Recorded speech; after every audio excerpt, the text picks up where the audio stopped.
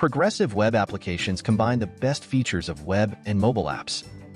You can use them in a browser or install them on your device for a native-like experience and home screen access. Today, I'll introduce a progressive web application built with Jmix. It is designed to manage field maintenance operations for wind turbines. We'll log in as James, a wind turbine technician. Like any application, we have a user menu where you can access your profile, adjust settings, or log out. Going from here, you can also navigate the app, or for easier access, just tap the tabs at the bottom. We are now at the Inspections tab.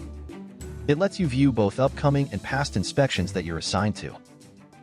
Each card provides details about inspection. As you can see, past inspections are kept read-only, providing reliable historical records. In the All Inspections section, you'll find the full list of inspections, including those that are not assigned to anyone. To assign an inspection to yourself, just tap the button. It is now added to your inspections. Let's go to the Turbines tab. Here you can view all turbines in the list, scroll through the list, or search for a specific site. Each turbine card shows its technical specifications, the operator's contact information, and a complete inspection record for your reference. Let's begin the inspection we just took on.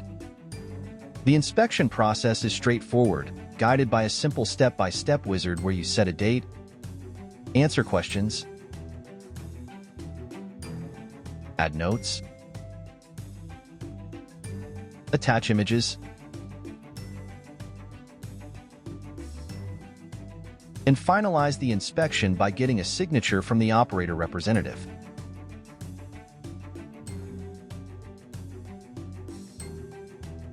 The inspection is marked complete and can be found among the others you've done.